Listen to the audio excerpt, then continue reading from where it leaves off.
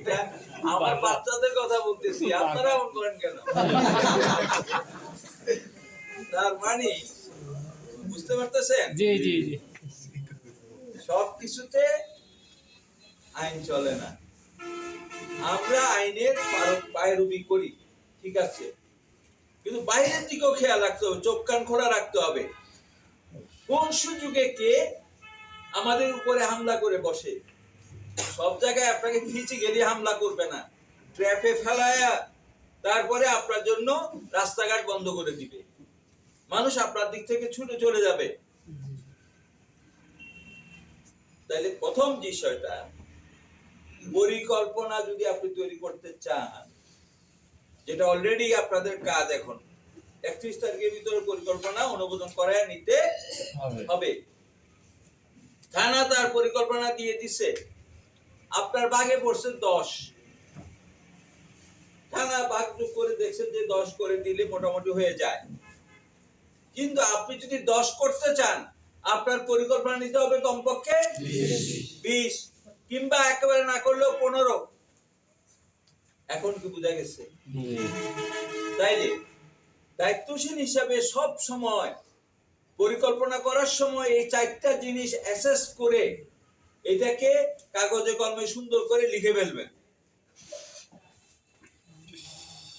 আমরা কাজটা করি কিন্তু এইভাবে করি না আর কি, লিখে লিখে করি না, মাথায় তো এগুলো থাকে। আপনারা আলহামদুলিল্লাহ সব অভিজ্ঞ দায়িত্বশীল না, কিন্তু এখন আমার কথা হলো, পরিকল্পনা করার ক্ষেত্রে এই 4টা অ্যাসেসমেন্ট করে আমাদেরকে সুন্দরভাবে পরিকল্পনা নিতে হবে এবং পরিকল্পনাটা মাথায় ঢুকাইতে হবে। এখন পরিকল্পনা যে নিবেন, এই যে 1 বছরের পরিকল্পনা, 25 সালের ভিতরে এটা করব, এই পরিকল্পনার এই 1 বছরেরটাকে যদি ধরি, এটা দীর্ঘমেয়াদী পরিকল্পনা আপনার জন্য। 1 বছরের পরিকল্পনা, এইটাকে কমপক্ষে 4টা কোয়ার্টারে ভাগ করতে হবে। কয়টা কোয়ার্টার? 4টা কোয়ার্টার। প্রথম 2 কোয়ার্টারে ম্যাক্সিমাম কাজ সেরে ফেলার চেষ্টা করবেন। প্রথম 2 কোয়ার্টারে ম্যাক্সিমাম কাজ শেষ, অর্থাৎ 6 মাসের মধ্যে মূল কাজ শেষ।